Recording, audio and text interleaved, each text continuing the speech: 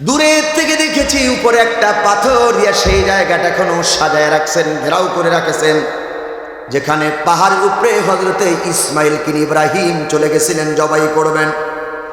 ইসমাইল এবং ইব্রাহিম উভয় যখন সিদ্ধান্ত রায় হয়ে গেল, ফালাম্মা আসলামা ওয়া তাল্লাহু লিল জাবিন, উভয় যখন সিদ্ধান্ত হয়ে গেলেন জবাই দেবেন, জবাই হবেন, ওয়ানাদাইনাহু আইয়া ইব্রাহিম, আল্লাহ ডাকলেন ও ইব্রাহিম, কদ সাদ্দাকতার রুইয়া, তুমি তোমার স্বপ্নকে বাস্তবায়ন করেছো, তুমি তোমার স্বপ্নকে তুমি পূরণ করেছো।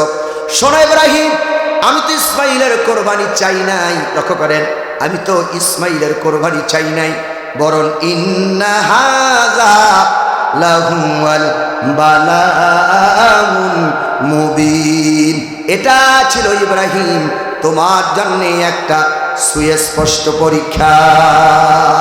সুবহানাল্লাহ বলেন। কি ছিল? কি ছিল? আমি দেখতে চাই তুমি সন্তানকে ভালোবাসো না আমি আল্লাহকে ভালোবাসো, এটা দেখাবার জন্য আমি আল্লাহ তাআলা তোমার পরীক্ষা নিচ্ছি। আল্লাহু আকবার বলেন। পরীক্ষা নেয় কে? আর ধরে বলেন কে নেয়? ইমানদারেরই পরীক্ষা হয়, কোনো জালেম কাফেরের পরীক্ষা হয় না, ঠিক কিনা? কাদের পরীক্ষা হয়? কিন্তু কাফেরের কোনো পরীক্ষা হয় না। কেন ইমানদারের পরীক্ষা হয়? দেখেন, শব্দ নিয়েছি একটা, আর কোথার থেকে আলোচনা কোথায় চলে যায়, কাল লাগান। ইমানের দারদের পরীক্ষা 5টা হয়, কয়টা? কাফেরের কোনো পরীক্ষা হয় না। কাফেরদের অবস্থা কি? খাও দাও ফুর্তি করো, দুনিয়াটা মস্ত বড়, নগদ যা পাও হাত পেতে নাও, বাকির খাতায় শূন্য থাক, দূরের মধ্যে লাফি শুনে মাঝখানে দেবে যায় পা। এর দুনিয়ার দাররা, ওদের কোনো পরীক্ষা নাই, আর ওদের বাড়ি গাড়ি টাকা পয়সার কোনো অভাব নেই, ঠিক কিনা? দেশে বাড়ি বিদেশে বাড়ি, ব্যাংকগুলো খালি। দেশে বাড়ি বিদেশে বাড়ি, ব্যাংকগুলি কথা কয় না, দেশে বাড়ি বিদেশে বাড়ি, ব্যাংকগুলো খালি। জনমের দেওয়া দেশে জনমের খাওয়া খাইছে, তারপরও খাওয়া শেষ হয় না, তারপরও কয় অমুক সাল পর্যন্ত থাকবো। কত সাল? কত সাল? 41 সাল। তুমি 41 সাল পর্যন্ত ক্ষমতায় থাকবা, তার গ্যারান্টি কি? ভাত রান্না করছে, সেই ভাতও খাইতে পারে নাই, ঠিক নয় কি? ক্ষমতা কার? কি লোভ, কি লোভ, কি লোভ! লোভে গেট স্টক করছে। হাদিস শোনাচ্ছি, আলোচনা লম্বা হলে কষ্ট হবে আপনাদের। ভাইয়ের আমার, কি লোভ, কি ক্ষমতা! 41-42 সাল পর্যন্ত ক্ষমতায় দেখে তুমি যে শ্বাসটা টান দিয়েছো বের করতে পারবা কিনা এই গ্যারান্টি নাই। এই যে শতে শতে মানুষ প্যান্ডেলে বসা, এখান থেকে বাড়িতে যেতে পারবো কিনা বন্ধু, তার কোনো গ্যারান্টি নাই। ভাইয়ের আমার, জামিউত তিরমিজির কিতাবুজ যুহদ থেকে একটি হাদিস আমি আপনাদেরকে শোনাই। আমাদের অবস্থা কি? আমরা সবাই দুনিয়ার পাগল, দুনিয়ামুখী মানুষ, ক্ষমতার পাগল, ক্ষমতামুখী মানুষ, সবাই শুধু আমাদের ক্ষমতার টাকা, টাকা, বাড়ি আর গাড়ি। আল্লাহ নবী বলেন, কাউকে যদি একটা মাঠ ভরা সোনা দেওয়া হয়, লোকটা বলবে দ্বিতীয় আর একটা মাঠ ভরা যদি সোনা পেতাম। ওই লোকটাকে দ্বিতীয় আর একটা মাঠ ভরা সোনা দেওয়ার পর লোকটা বলবে তৃতীয় আর একটা মাঠ ভরা যদি সোনা পেতাম।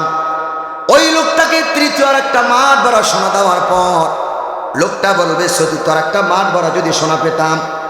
আল্লাহ নবী বলে, 1 মাঠ পেল মন ভরলো না, 2 মাঠ পেল মন ভরলো না, 3 মাঠ পেল মন ভরলো না। আল্লাহ নবী বলেন, মানুষের পেট কবরের 3.5 হাত মাটি ছাড়া ভরবে না। আলহাকুমুত তাকাসুর হাত্তা যুরতুমুল মাকাবির, হাত্তা যুরতুমুল মাকাবির। মানুষ কবর পর্যন্ত পৌঁছায় যায়, তারপরও মানুষ দুনিয়ার লোভ লালসা বন্ধু ছাড়তে পারে না, ঠিক কিনা? যত পাক, কথা বলতে হবে, যত পাক, কথা বলেন, যত পাক তত চায়, যত পাক আরো ধরে বলেন, যত চায় আরো পায়, আরো পায়, যত চায় আরো পায়, যত চায় আরো পায়, পাওয়ার কোনো শেষ নাই। এরা কারা? সব দুনিয়ামুখী মানুষ। কারা? কথা বলতে হবে কারা? এর ভিতরে আমরা আছি কিনা চিন্তা করেন তো, আমরা আছি কিনা? কথা বলেন আছি কিনা? তাহলে আমরা যদি থেকেই থাকি তাহলে আমাদের ঠিকানা কোথায় হওয়া দরকার? শোনাবো? শোনাই, কোথায় ঠিকানা হওয়া দরকার? ভাইয়ের আমার, যত পাই তত চাই, কার মানে দুনিয়ার পিছনে আকৃষ্ট হয়ে গেছি। এরা কারা? দুনিয়া যারা চাবে তাদের ঠিকানা কোথায়? আল্লাহ কোরআনে বলে ওয়া আসারাল হায়াতাদ দুনিয়া ফাইন্নাল জাহিমা হিয়াল মাআব। এই পার্থিব জীবনকে যারা ভালোবাসবে, অগ্রাধিকার দেবে, এই দুনিয়াকে যারা বেশি মহব্বত করবে, তাদের ঠিকানা হলো জাহান্নাম। আর এই দুনিয়াকে যারা ভালোবাসবে না, অগ্রাধিকার দেবে না, ওয়া আম্মা মান খাফা মাকামা রাব্বিহি ওয়া নাহান নাফসা আনিল হাওয়া ফাইন্নাল জান্নাতা হিয়াল মাআব। এই পার্থিব জীবনকে যারা ভালোবাসবে না, অগ্রাধিকার দিবে না, আল্লাহর সামনে দণ্ডায়মান হওয়া লাগবে। চিন্তা করে যারা মাথার মধ্যে আছে, আল্লাহ পাক বলেন তাদের ঠিকানা হলো জান্নাতুল মাওয়া। সুবহানাল্লাহ। দুনিয়াদারের ঠিকানা কোথায়? জাহান্নাম। আর আখিরাতমুখী মানুষের ঠিকানা কোথায়? তাহলে এখন আপনারা সিদ্ধান্ত নেন, জান্নাতমুখী হবেন না জাহান্নামমুখী হবেন? কথা বলেন, জান্নাতমুখী না জাহান্নামমুখী? তাহলে জান্নাতমুখী যদি হন, পরীক্ষা দেওয়া লাগবে। কি দেওয়া লাগবে? কতক্ষণে কি দেওয়া লাগবে? পরীক্ষা। ইব্রাহিম আলাইহিস সালাম পরীক্ষা দেয় নাই? কতক্ষণ দিছে না? ইমানদারের পরীক্ষা 5টা। আল্লাহ 1 নাম্বার ইমানদারের পরীক্ষা নেবে। ওয়ালা নাবলুওয়ান্নাকুম বিশাইয়্যিম মিনাল খাউফি ওয়াল জু ওয়া নাকসিম মিনাল আমওয়ালি ওয়াল আনফুসি ওয়াস সামারাত ওয়া বাশশিরিস সাবিরিন। আল্লাহ কয় ইমানদারদেরকে পরীক্ষা দিই 5টা দিয়া। 1 নম্বরে দিই ভয়, 2 নম্বরে ক্ষুধা, 3 নম্বরে মাল, 4 নম্বরে জান, 5 নম্বরে অসংখ্য ফল ফলাদি দিয়ে আমি আল্লাহ পরীক্ষা করি। ইমানদারের পরীক্ষা কয়টা? কয়টা? 1 নম্বর আল্লাহ রাখছে ভয়, 2 নম্বর রাখছে ক্ষুধা, 3 নম্বর রাখছে মাল, 4 নম্বরে জান, 5 নম্বরে অসংখ্য ফল ফলাদি দিয়ে আমি আল্লাহ পরীক্ষা করব। এই পরীক্ষা যদি তুমি পাশ করো, অবাশশিরিল মুমিনিন, তুমি মোমেন। আর মোমেনদের সুসংবাদ, বিআন্না লাহুমুল জান্নাহ। আল্লাহ বলে মোমেনদের ঠিকানা হলো আল্লাহর জান্নাত। সুবহানাল্লাহ বলেন। ইব্রাহিম আলাইহিস সালামকে পরীক্ষা করে কে? ঈমানদারদেরকে পরীক্ষা করে কে? আল্লাহ কয় ইন্না হাযা লাহুয়াল বালাউল মুবিন। ও ইব্রাহিম, ছেলে ইসমাইলকে জবাই করতে দিই না, এটা আমি পরীক্ষা করতে চাইছি যে তুমি ইসমাইলকে বেশি ভালোবাসো না আমি আল্লাহরে বেশি ভালোবাসো। সুবহানাল্লাহ বলেন। ভাইরা আমার, হযরত ইব্রাহিম আলাইহিস সালাতু ওয়াস সালাম সন্তান ইসমাইলকে শোয়ায় দিয়া আল্লাহু আকবার বলে চাকু চালাইলেন গলায়। আল্লাহ রাব্বুল আলামিন জিবরাইলকে ডেকে বলে, জিবরাইল দেখো আমার ইব্রাহিম ইসমাইলকে মিনার প্রান্তরে কিভাবে জবাই করে। আমার আল্লাহর হুকুমের কাছে হযরত ইব্রাহিম আসলিম হয়েছে, সারেন্ডার হয়ে গেছে, আত্মসমর্পিত হয়ে গেছে। আমি আল্লাহ পাক ইব্রাহিম ও ইসমাইলের কোরবানি কবুল করে নিলাম। ইসমাইলকে শোয়া দাও। ওয়াফাদাইনাহু বিযিবহিন আযীম। ইসমাইলের পরিবর্তে এক মহাযন্ত্র চাকুর নিচে দিয়া দাও। আল্লাহু আকবার বলেন। ইসমাইলকে শোয়াই দিলেন, চাকুর নিচে একটা যন্ত্র আল্লাহ দিয়ে দিলেন, জবাই হয়ে গেল। আল্লাহু আকবার বলেন। হযরত ইব্রাহিম আলাইহিস সালাম চক্ষু খুলে দেখেন ইসমাইল পাশে দাঁড়ানো। আল্লাহ ওহী দিয়ে জানাই দিলেন, ইব্রাহিম আমি ইসমাইলের কোরবানি কবুল করে নিয়েছি। আল্লাহর মহব্বত তোমাদের দিলে বেশি। আমি ইসমাইলকে তার মা হাজেরার কোলে পাঠিয়ে দিলাম, আর ইসমাইলের পরিবর্তে আমি আল্লাহ যন্ত্র দিয়ে দিলাম। সুবহানাল্লাহ বলেন। সমস্ত মুফাসসির কিরাম এই আয়াতের ব্যাপারে ব্যাখ্যা করেন, যদি ইসমাইল ইনশাআল্লাহ যদি না বলতেন তাহলে ইসমাইল জবাই হয়ে যেত, ঠিক কিনা? কিন্তু জবাইয়ের সময় কি বলছে? ইনশা বলেন, ইনশা। সেই জন্য জবাই হয় নাই। হযরতে লোকমান মনে আছে আপনাদের? দেখি তো মনে আছে কিনা? হযরতে লোকমান কি বলছে? মনিব পরীক্ষায় পাশ করব ইনশা। কথা বলেন, ইনশা আল্লাহ পরীক্ষায় পাশ করব। আচ্ছা, পরীক্ষা তুমি পাশ করবে? জি হ্যাঁ পাশ করবো। মনিব আপনি আমাকে পরীক্ষা করতে পারেন, ইনশাআল্লাহ আমি এই পরীক্ষায় উত্তীর্ণ হবই হব। কে বলছে বলুন তো? হ্যাঁ, কে বলছে কে বলছে কে বলছে? আল্লাহ বলছে। দেখেন কি বুঝেই না তাফসীর। লোকমান কে বলছে? কাকে বলছে? মনিবকে বলছে। ইনশা আমি পরীক্ষায় কি করব? কথা বলে পরীক্ষা কষ্ট। আচ্ছা আসো লোকমান। ভাইয়ের আমার, লোকমানের মনিব বলল, লোকমান তুমি একটা বকরি জবাই করো, আর বকরির সবচেয়ে নিকৃষ্ট অংশটুকু আমার সামনে পেশ করো, উপস্থিত করো, হাজির করো। লোকমান একটা বকরি জবাই করলেন।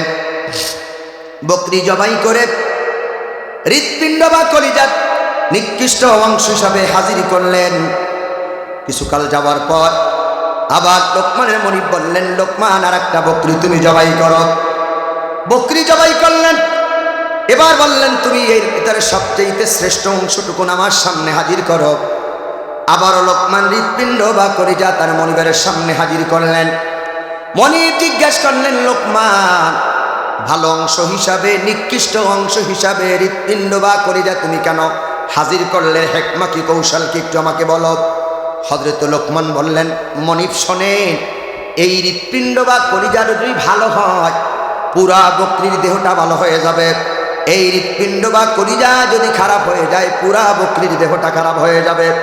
আল্লাহ নবী বলেন, সহিহ বুখারীর বর্ণনা, মানুষের দিলের ভিতরে এক টুকরা গোস্ত আছে, এই গোস্ত টুকরা যদি ভালো হয় পুরা মানুষের দেহটা ভালো হয়ে যাবে। আর এই গোস্ত টুকরো যদি নাপাক হয়ে যায় পুরা দেহটা মানুষের নাপাক হয়ে যাবে। হযরতে লোকমান হাকিমের মনিব বললেন, ও লোকমান, নিঃসন্দেহে তুমি জ্ঞানী মানুষ, তাতে কোনো সন্দেহ নাই। আল্লাহু আকবার বলে। তাহলে লোকমান কি মানুষ? কথা বলে কি মানুষ? এতক্ষণ কি আপনারা বুঝতে পারছেন লোকমান কি মানুষ? লোকমানকে আল্লাহ কি দিয়েছে? কি দিয়েছে? না বুদ্ধি দিয়েছে? কি দিয়েছে? জ্ঞান দিয়েছে, বুদ্ধি দেয় নাই। আমাদের দেশে কিছু বুদ্ধিজীবীর আবির্ভাব হয়েছে। এই বুদ্ধিজীবীরা বলে দেয়ার ইজ নো গড, স্রষ্টা বলতে কেউ নেই, আল্লাহ বলতে কেউ নাই। আর এই বুদ্ধিজীবীগুলো বিগত দিনে 71 টেলিভিশনের টক শোতে বেশি আসছে। এদের মাথার সাইজ কি একেবারে টাকলা মুরাত। কি মুরাত? কথা কয় না, টাকলা মুরাত। রাষ্ট্র ধর্ম আমি মানি না। আল্লাহ কয় চোর, তুই মানলে কি আর না মানলে কি? আল্লাহর কোরআন, যারা কোরআন দিয়ে বিচার করে না তারা জালেম, যারা কোরআন দিয়ে বিচার করে না তারা ফাসিক, যারা কোরআন দিয়ে বিচার করে তারা কাফের। আর আল্লাহু লা ইউহিব্বুজ জালিমিন, কোন জালেম শয়তান কাফেরকে আল্লাহ পছন্দ করে না। ঠিক কি না? কথা কার? আরো জোরে কথা কার? এই দেশ স্বাধীন হয়েছে কত বছর? 53 বছর। এই দেশে কত আইন আপনারা দেখছেন, দেখছেন না? মুরব্বী দু একজন আছেন, দেখছেন না? ব্রিটিশ আইন দেখছেন? দেখেন নাই? ব্রিটিশের আইন, এরপর কত আইন আপনারা দেশ স্বাধীনের পরে দেখছেন। চাচার আইন, বাপের আইন, আর স্বামীর আইন, কত আইন আপনারা দেখছেন। কথা বলে না, দেখছেন কি না? ক্ষমতা ছিল যতদিন আইন ছিল, ক্ষমতাও শেষ।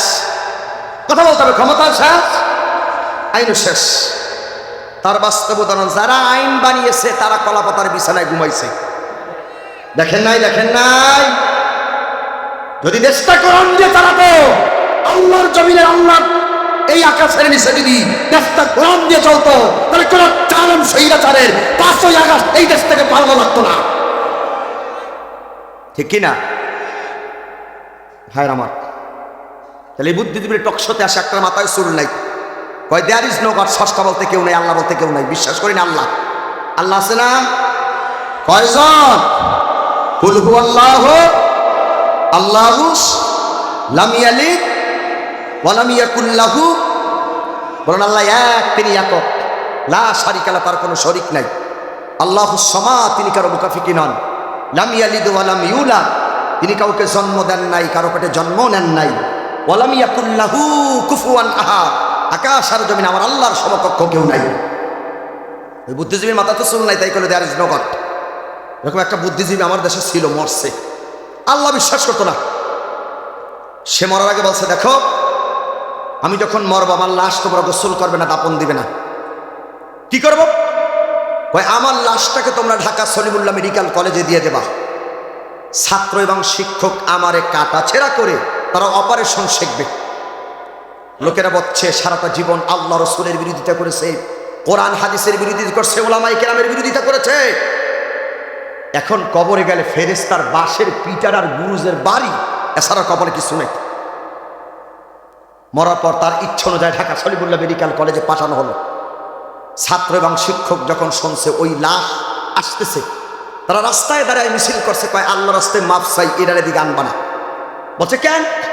রবি বাঁচতে থাকতে যে আল্লাহরে অস্বীকার করছে, ওরে অপারেশন করে যা শেখ বইতে রুগী সব মরবে, বাঁচবে না কেউ। তার পাঠানো হলো বারডেমে ডাফটির ভিতরে রাখলো। এরপরে পত্রপত্রিকায় আর সাংবাদিক লেখলো না, আর আমরাও লাশের খবর জানলাম না। এই লাশের অবস্থা এই হয়েছে। এই লাশ যদি রাস্তায় ফেলে দেয়, আমার দেশের কুকুরও খাবে না। আমাদের দেশের কুকুর আল্লাহকে চেনে, নাস্তিকবাদী জালেম শৈরাচার আল্লাহকে চেনে না। ঠিক কিনা? ওমিয়া ক্ষমতা বেশি দিন থাকে না। ক্ষমতা কার? ইন্নাল্লাহা আলা কুল্লি শাইইন। ক্ষমতা কার? আল্লাহ সাথ দান তবে ছেড়ে। বেলুন তুমি বেশি ফুলো না, বেলুন তুমি বেশি ফুলো না, কারণ তোমাকে ফুটো করার জন্য কামানের গুলি আর বন্দুকের গুলি ব্যবহার করার দরকার নাই। হাতের ছোট্ট একটা সুই দিয়ে যথেষ্ট। কথা কি আমার বুঝতেছেন আপনারা? এই টাকলারা এরকম টকশাসে আল্লাহকে বিশ্বাস করে, কয় দেয়ার ইজ নো গড, আল্লাহ বলতে কেউ নাই। এরা নাকি সব বুদ্ধিজীবী দেশের। কি জীবী? বুদ্ধিজীবীদের ভাতা পায় আর আলেমদেরকে জেলখানায় ফাঁসি দেয়। কথা কয় না? বুদ্ধিজীবীর কি পায়? ভাতা পায়, আর আলেমদেরকে কি দেয়? ফাঁসি দেয়। বলতে পারেন পৃথিবীর শ্রেষ্ঠ বুদ্ধিজীবীর নাম কি? দেখে বলতে পারেন কিনা আপনারা? না, হযরত সাল্লাল্লাহু আলাইহি ওয়াসাল্লাম বুদ্ধিজীবী না, জ্ঞানী। শ্রেষ্ঠ বুদ্ধিজীবীর নাম শয়তান। কি কথা কয় না? মিস্টার ইবলিস। বুদ্ধিজীবীর নাম কি? তার দলিল দিচ্ছে, ছয়সালি বুদ্ধি। কে বলছে? ভালো বুঝে, ছয়সালি বুদ্ধি। শয়তানের বুদ্ধি তো মাথায় গিজ গিজ করে বুদ্ধি। ও শয়তানের মাথায় চুলা ছিল না। দলিল দিচ্ছি। সম্মানিত ভাইয়ের আমার, পৃথিবীর কোথাও বুদ্ধির দাম নাই, সব জ্ঞান হলো দামি, হলো জ্ঞানের দাম। এই সমাজে যারা বুদ্ধিজীবী, দেশের বুদ্ধিজীবী, তারা জাহান্নামে যাবে। আর সমাজের যারা জ্ঞানী লোক, ওই জ্ঞানী লোকগুলো আল্লাহ রাব্বুল আলামিনের জান্নাতে চলে যাবে। কোরআন শরীফে কোথাও বুদ্ধির কথা নাই। রব্বি জিদনি ইলমা। সবাই বলেন রব্বি জিদনি ইলমা। হে আমার রব, তুমি আমাকে জ্ঞান বৃদ্ধি করে দাও। সুবহানাল্লাহ বলেন। কোরআন শরীফে কি আছে? সব জ্ঞানের কথা আছে, বুদ্ধির কথা নাই। তার শ্রেষ্ঠ বুদ্ধিজীবীর নাম শয়তান। লক্ষ্য করেন ভাইয়ের আমার, শ্রেষ্ঠ বুদ্ধিজীবী যে শয়তান, আল্লাহ পাক শ্রেষ্ঠ বুদ্ধিজীবীকে বললেন উসজুদু লিআদম ফাসাজাদু ইল্লা ইবলিস আবা ওয়াস্তাকবারা ওয়া কানা মিনাল কাফিরিন। আল্লাহ রাব্বুল আলামিন বললেন উসজুদু লিআদম, সিজদা করো আমার আদমকে। লক্ষ্য করেন, উসজুদু লিআদম, তোমরা সিজদা করো আমার আদমকে। ফাসাজাদু, অতবার সবাই সিজদা করলো।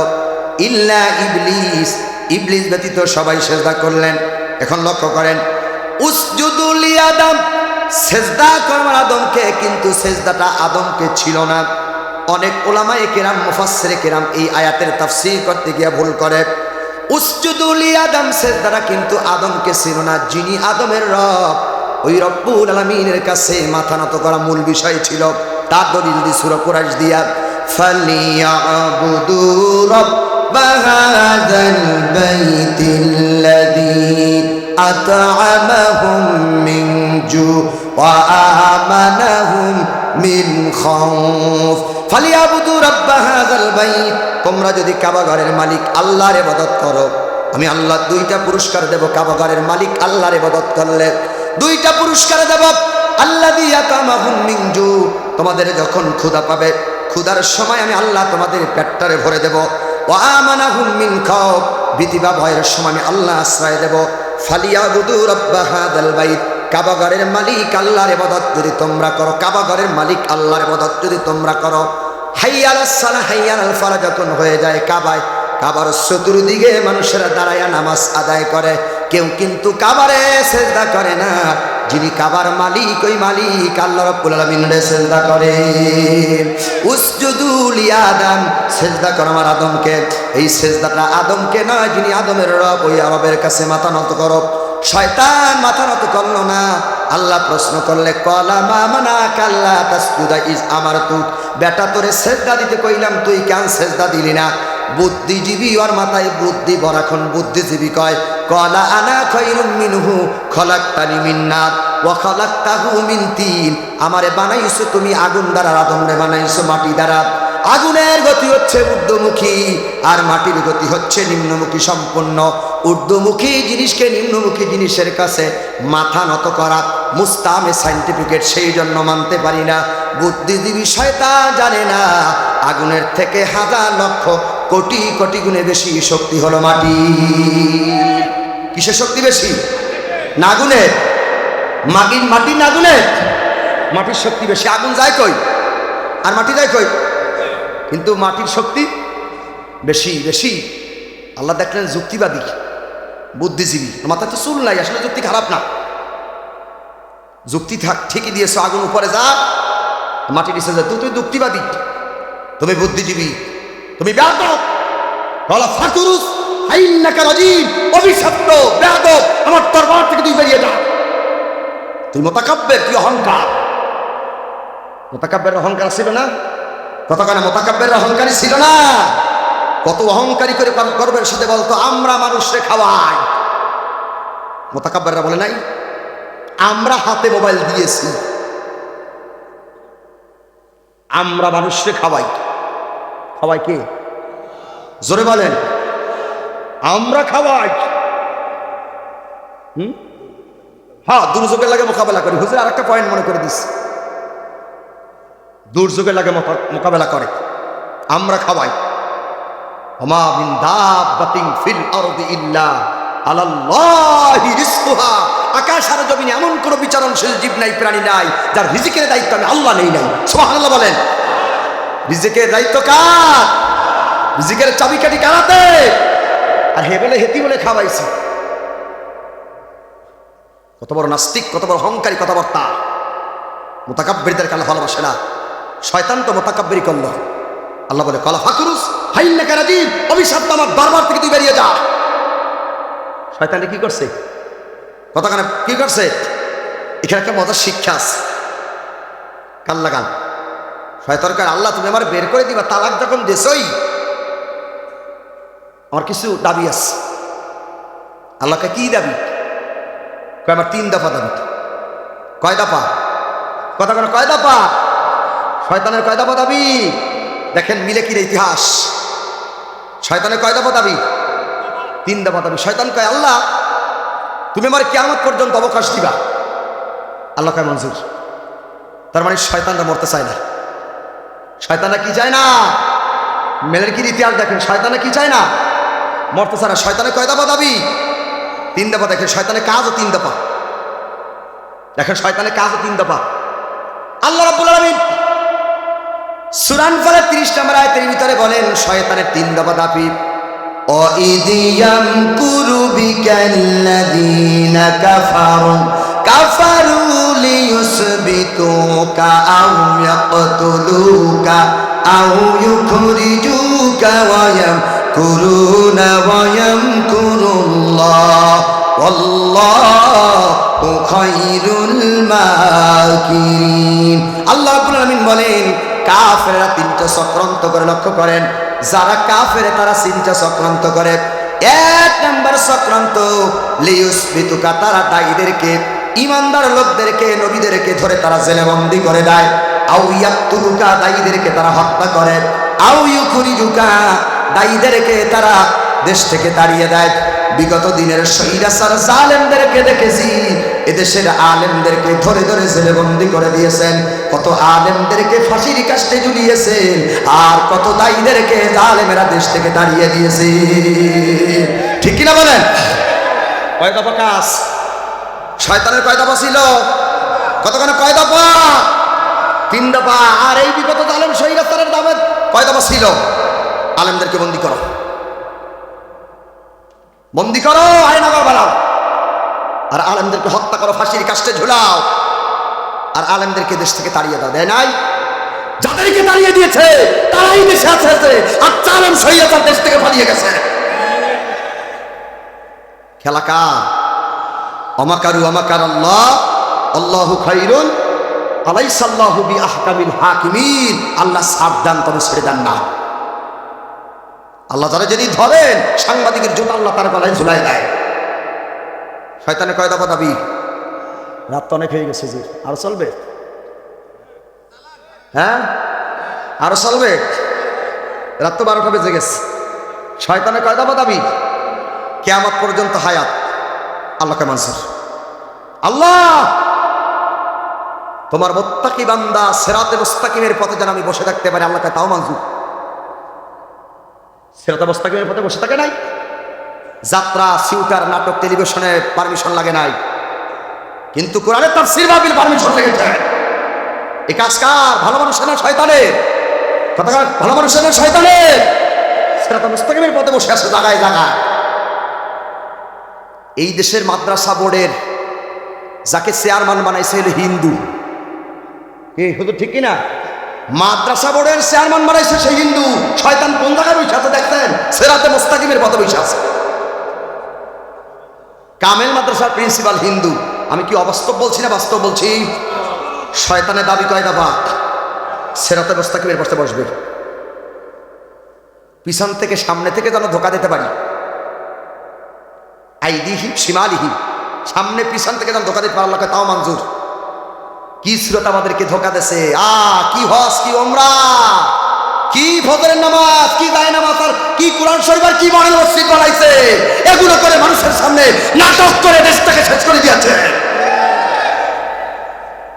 ওই শয়তানের চরিত্রের লাগে চরিত্র মেলে? কথা বলেন, মিলে মিলে মিলে। ইতিহাস তুলছি কেন? কোরআন থেকে, সূরা লোকমান থেকে। কান লাগান। যদি বুদ্ধিজীবী হন বুঝকে যাবেন, আর জ্ঞানী হলে জান্নাতে যাবেন। কান লাগান। আল্লাহ কয় মঞ্জুর। দাবি শয়তানের কয়টা? মঞ্জুর করে দিস। ভুল কয়টা করছে শয়তান? কয়টা? একটা ভুল করছে। ভাইয়ের আমার, শয়তানের দাবি আল্লাহ রাব্বুল আমিন মঞ্জুর করলেন। শয়তানকে আল্লাহ বের করে দিলেন। এবার আল্লাহ রাব্বুল আমিন আদমকে ডাকলেন, ইয়া আদম উসকুন আনতা ওয়া যাওজুকাল জান্নাতা ওয়া কুলা মিনহা রাগাদান হাইসু শি'তুমা ওয়া লা তাকরাবা হাযিহিশ শাজারাতা ফাতাকুনা মিনাজ জালিমিন।